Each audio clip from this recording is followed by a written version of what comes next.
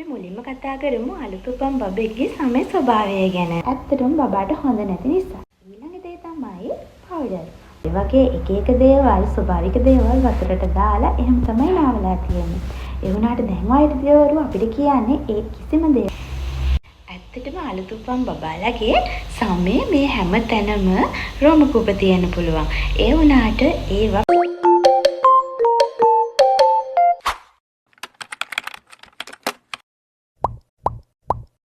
Hi, welcome to my YouTube channel. සුබ දවසක් ඔයාලට.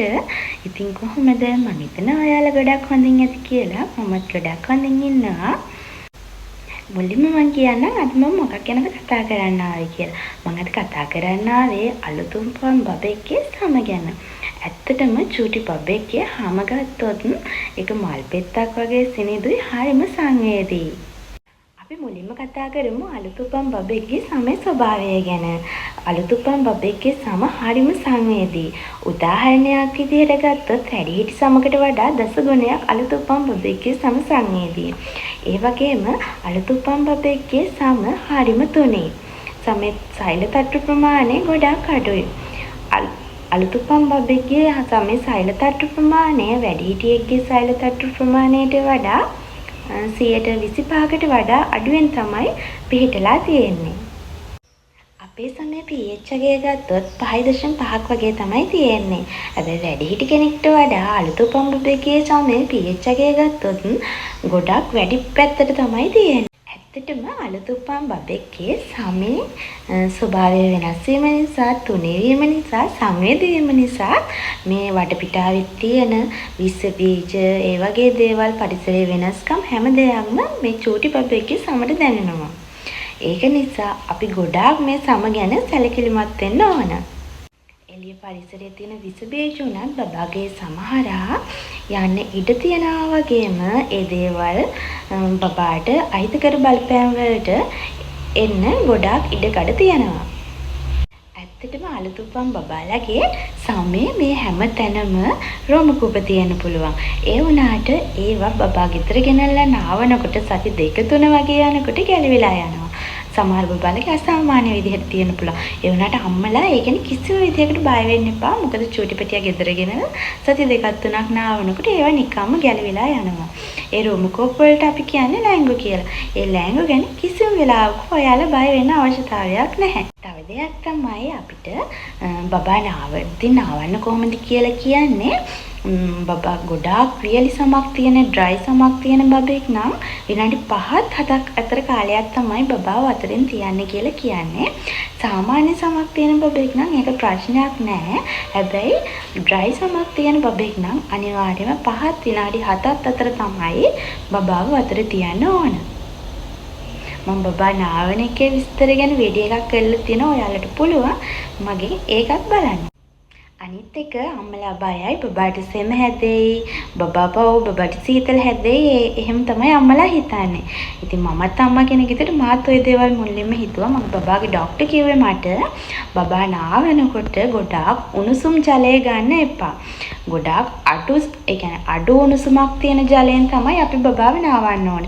ඒකට හේතුව ඩ්‍රයි හම තියෙන බබෙක් නම් එයාගේ හම තවත් ඩ්‍රයි වෙනවා. සාමාන්‍ය හම තියෙන බබෙක්ගේ උනත් හම ඩ්‍රයි වෙන්න පුළුවන්. ගොඩාක් උණුසුම් වතුරෙන් අපි සෝදනකොට.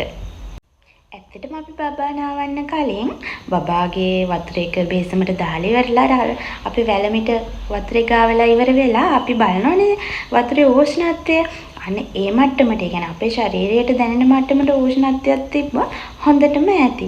ගොඩාක් උණු වතුරෙන් බබෙක්ව නාවන්න එපා. බබා සමහරට බබාට ඒක දැනෙන්නේ නැති වෙයි මේ රස්නේ වතුර කියලා. හැබැයි ඒක බබාගේ සමට හොඳ නැහැ.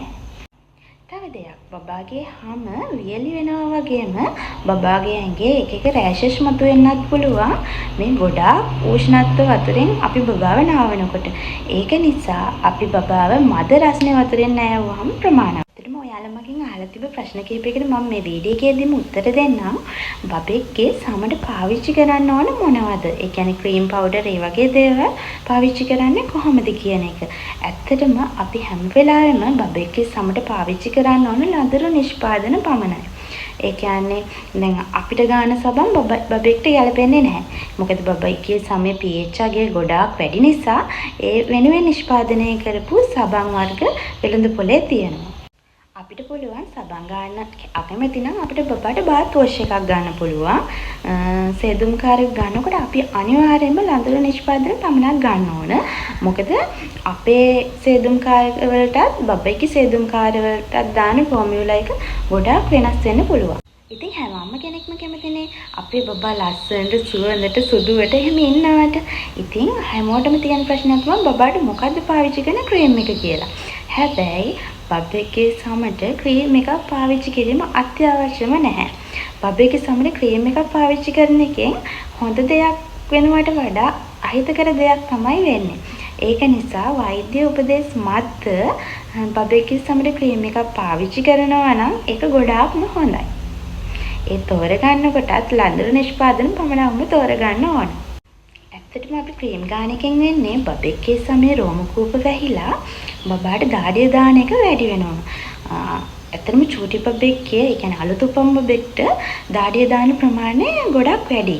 ඒක නිසා ක්‍රීම් ගාන එකෙන් වෙන්නේ තවත් අර බබාගේ රෝම කූප වැහිලා බබාගේ ඇඟට දාඩිය දාන එක වැඩි වෙනවා. එහෙම වුණාම බබාට අපහසුයි. ඒ වගේම ඒව නිසා රෑෂ් එන්නත් ඉඩ තියෙනවා. ඒක නිසා ඒක බබාට අහිතකර වෙන්න පුළුවන්. ඒ වගේම අම්මලා කැමති දෙයක් තමයි බබා සුවඳට තියාගන්න. ඒ නිසා කොලන් වර්ග පාවිච්චි කරනවා. හිසට දානවා, ඒ වගේ සමට දානවා, ඒ වගේ දේවල් කරනවා. ඒ වුණාට කිසිම වෙලාවක කොලන් කියන දේ බබෙක්ගේ හිසටවත් සමටවත් දාන්න එපා. ඔයාට බබාව චුට්ටක් සුවඳට තියාගන්න ඕන. පොඩ්ඩක් බබා එවලට අඳින ඇඳුමට දාලා ටික වෙලාවක් තියලා බබාට අඳින්න. මොකද ඒක ඇත්තටම බබාට හොඳ නැති නිසා. ඊළඟ දේ තමයි පවුඩර්. පවුඩර් චූටි බබෙක්ට දාන්න ඇත්තටම හොඳ නැහැ. ඒකට හේතුව තමයි අර පවුඩර් වල තියෙන චූටි ඩස්ට් එක, චූටි කුඩු බබාගේ කටින් නහයෙන් ගිහිල්ලා බබාගේ ශ්වසන පද්ධතියට හානි වෙන්න පුළුවන්. අර පවුඩර් මලෙන් අපි පවුඩර් දානවානේ. ඇත්තට මේක තවත් හොඳ නැහැ. මොකද එතකොට චූටි කුඩු ඉක්මනින්ම බබාගේ ශ්වසන පද්ධතියට යන්න පුළුවන්. ඒකින් වෙන්නේ අර චූටි පැටියාගේ ශ්වසන පද්ධතියට හානි සිද්ධ වෙන එක. ඒක නිසා ඇත්තටම වෛද්‍ය උපදෙස් නැත්නම් බබාට පවුඩර් දාන එක ඇත්තටම නතර කරන එක තමයි ගොඩක්ම හොඳ. ඇත්තටම ඉස්සර කාලේ ගත්තොත් එහෙම චුටි බබාලා නාවලා තියෙන්නේ කොහොම කොළ, රත් මල් කොළ, ඔය වගේ එක දේවල්, ස්වභාවික දේවල් වතුරට දාලා එහෙම තමයි නාවලා තියෙන්නේ. ඒ වුණාට දැන් වෛද්‍යවරු අපිට කියන්නේ ඒ කිසිම දෙයක් බබාලගේ වතුර එකට දාලා නාවන්න එපා කියලා. මොකද හොයාගෙන තියෙනවා ඒ දේවල් වලිනුත් බබාලගේ හමට හානිකර විස බීජ ඇතුල් වෙන්න පුළුවන් කියලා. මොකද ওই කොළවල පණුව එක දේවල් තියෙන්න පුළුවන් නේ, දූවිලි යනම්මන ওই කොළවල රැඳිලා තියෙන්න පුළුවන් නේ. ඒකින්ද අලුත් උපන් බෙට්ට කිසිම වෙලාවක ඒ දේවල් වතුරට දාලා බබාව නාවන්න එපා. ඒකෙන් අපි කරන්නේ අපේ පැංචට ලොකු හානියක්. මොකද එයාගේ සංවේදී සමට ඒ දේවල් ගැලපෙන්නේ නැහැ. ප්‍රශ්නයක් තමයි අලුත් බබෙක් ඉපදිච්ච අම්මට බබාව නාවන්න සතියට දවස් කීයක් පුළුවන්ද? ඒ වගේ ප්‍රශ්න. ඇත්තටම ලංකාව වගේ රටක් ගත්තොත් සතියෙම බබාව නැවුවත් කිසිම ප්‍රශ්නයක් නැහැ. හැබැයි සම ගොඩක් ඩ්‍රයි බබෙක් ගත්තොත් දවස් 2කුත් 3කුත් වගේ කාලයක් බබා නැවුවට කමක් නැහැ. ඒකට හේතුව බබාගේ සම ගොඩක් ඩ්‍රයි නිසා. අනිත් එක ඒ බබාව නාවනකොට බබාගේ වතුර වේසමට බාත් ඔයිල් චුට්ටක් මික්ස් කරන්න. ඇත්තටම ඒක බබාට ගොඩක් හොඳයි. මොකද නැත්තම් බබාගේ හැම තවත් ඩ්‍රයි වෙන්න බලන නිසා. තව දෙයක් තමයි අපි අලුත් උපන් බබෙක්ගේ ඇඳුම් තෝරගන්නකොට ඒ ළඳරි සමට ගැලපෙන විදිහ ඇඳුම් තෝරගන්න ඕන. ඒකට හේතුව තමයි අපි බබාට ගැලපෙන විදිහ ඇඳුම් තෝරගත්තේ නැත්නම් ඒ ඇඳුම් නිසා බබාගේ රෑෂ් වගේ දේවල් ඇති වෙන්න පුළුවන්. තව දෙයක් තමයි අලුත් උපන් බබෙක්ගේ ඇඳුම් අපි සෝදනකොට හැම වෙලාවෙම අතින් සෝදනවා නම් තමයි ගොඩක් හොඳ. ගොඩක් අම්මලා කරන දෙයක් තමයි ඩිටර්ජන්ට් කුඩු දාලා ඇඳුම් වොෂින් මැෂින් දාන එක. ඒක ඇත්තටම කරන්න හොඳ නැති දෙයක්. ඒකෙන් වෙන්නේ ඇඳුම් හොඳට සේදෙන්නේ නැහැ. හොඳට සේදෙන්නේ නැහැ කියලා මම අදහස් කරේ අපි දාන ඩිටර්ජන්ට් කුඩු අර ඇඳුම් වල ස්වල්පයක් හෝ තියෙන්න පුළුවන්. එහෙම සෝදනවා නම් අනිවාර්යෙන් ආයෙ පාරක් බබාගේ ඇඳුම් උණු වතුර වලින් සෝදලා වේල ගන්න ඕන. අපි උණු වතුරෙන් සේදුවේ නැත්නම් වෙන්නේ අර කුඩු පොඩ්ඩක් හරි අර ඇඳුම් වල තිබ්බොත් එහෙම ඒ දේවල් නිසා බබාගේ හැමට ඒ කියන්නේ ඇලර්ජි වෙන්න පුළුවන්. වගේ ඇඳුම් සෝදනකොට ලදරු නිෂ්පාදනයක් පාවිච්චි කරනවා නම් හොඳයි. ඒ කියන්නේ උදාහරණයක් විදිහට බේබි සබන් පාවිච්චි කරනවා නම් තමයි වඩාත්ම හොඳ. තවත් දෙයක් අලුත් උපන් බබෙක්ගේ ඇඳුම් සෝදනකොට මුල් මාස 3වත් අඩුම අපි බබාව පරිස්සම් කරන්න ඕන හින්දා ඒ ඇඳුම් උණු වතුරින් සෝදනවා නම් වඩාත් සුදුසුයි. අලුත් උපන් බබෙක්ගේ කිහිලි, බෙල්ල, අර කකුල් දෙපැත්ත කිහිලි එන්නේ වගේ තැන්වල හැම වෙලේම රෑෂ්, එතකොට බෙල්ල වනවීම වගේ දේවල් සිද්ධ වෙන්න පුළුවන්.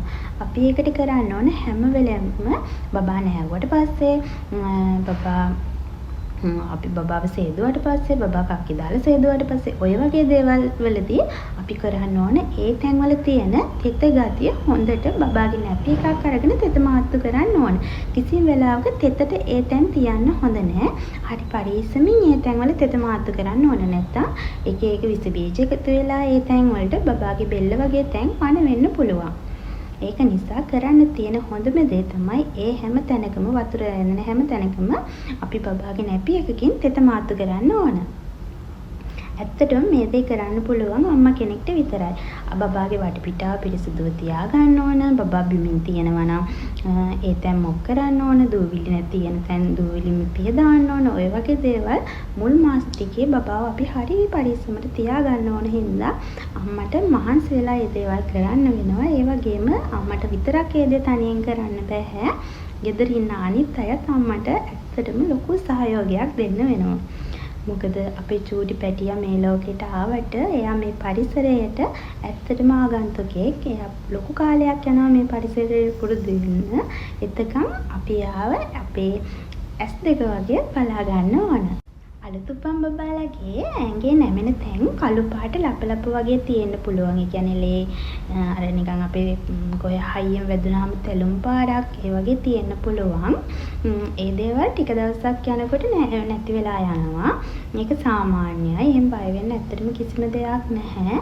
ඇත්තම ඔයාලගේ හිතට එහෙම මොන හරි බයක් තියෙන විදිහ දෙයක් නම් අනිවාර්යයෙන්ම බබාගේ PD ડોක්ටර්ට ඇත්තට මේක පෙන්නන්න. මගේ බබාගෙත් එහෙම හරිය නැවිලා වගේ තියෙන තැන්වල එහෙම කළු වෙලා එහෙම තිබ්බා. හැබැයි මාස 3ක් විතර යනකොට බබා චුට්ට ලොකු වෙනකොට ඒ දේවල් නිකම්ම නැති වෙලා යනවා. ඒ ගැන ඇත්තටම බය වෙන්න දෙයක් නැහැ. ඇත්තටම මගෙන් අහලා තිබු තව ප්‍රශ්නයක් තමයි බබා කක්කිචූ දාන වෙලාවට සුද්ධ කරන්න බබාව පිරිසිදු කරන්න කොටන් බෝල් එහෙමත් නැත්නම් වෙට් ටිෂු පාවිච්චි කරන්නද කියලා. ඇත්තටම අපි ගෙදර ඉන්න අවස්ථාවක බබා කක්කිචූ දැම්මොත් හොඳම දේ තමයි බබාගේ නැපි ටිකක් වෙනම අයින් කරලා තියාගන්න. ඒ ටික මද රස්නේ වතුරෙන් සෝදලා ඒ නැපියක් මද රස්නේ වතුරෙන් සෝදලා බබාව පිරිසිදු කරන්න ගන්න. ගමනක් ගිය වෙලාවක නම් අපිට ඇත්තටම මේක කරන්න අපහසුයි. ඒ වෙලාවට අපි බබාගේ සමට සුදුසු වෙට් ටිෂු එකක් පාවිච්චි කරාට කමක් නැහැ. වෙට් ටිෂු දිගටම පාවිච්චි කරන්න සුදුසුයි කියලා මම කියන්නේ නැහැ. මොකද වෙට් ටිෂු වලත් එක එක කිමිකල් වර්ග තියෙනවා. සුවඳ එන්න එහෙම තව එක එක කිමිකල් වර්ග තියෙනවා. ඒ දේ දිගටම පාවිච්චි කරද්දී බබාට ඇලර්ජි වෙන්න පුළුවන්, රෑෂස් වෙන්න පුළුවන්. ඒක නිසා ගෙදර ඉන්න අවස්ථාවවලදී බබාගේ නැපි තියාගෙන ඒ නැපි එකකින් බබා පිරිසිදු කරන්න. කොටන් බෝල්ස් හොඳයි. ඒක ප්‍රශ්නයක් නැහැ. වෙට් ටිෂු ගමනක් යද්දී විතරක් පාවිච්චි කරන්න තියාගන්න. අනිවාර්යයෙන්ම අපි ඒ තෝරගන්න වෙට් ටිෂු එක ලදරු නිෂ්පාදනය පමණක්ම හැම වෙලේම තෝරගන්න. ඒක තමයි ගොඩාක්ම හොඳ දේ. ඇත්තටම මම මේ ඔයාලට අද අරගෙන ආවේ මගේ බබාගෙන් මට ලැබිච්ච අත්දැකීම්. ඔයාලත් එක්ක ෂෙයා කරගන්න ඕන හින්දා ඔයාලත් දන්න දේවල් තියෙනවා නම් පහලින් කමෙන්ට් කරන්න. මගේ අතින් මොන හරි වැරදි අඩුපාඩු දෙයක් කියවුණා නම් ඒකත් පහලින් කමෙන්ට් කරන්න. වීඩියෝ එකත් එක්ක එකතු වුණ ඔයාලට බොහොම ස්තුතියි. සුබ දවසක්. බුදු සරණයි. එහෙනම් මම ගිහින් එන්නම්. ආයෙත් මේ වගේ ලස්සන වීඩියෝ එකකින් හමු වෙමු.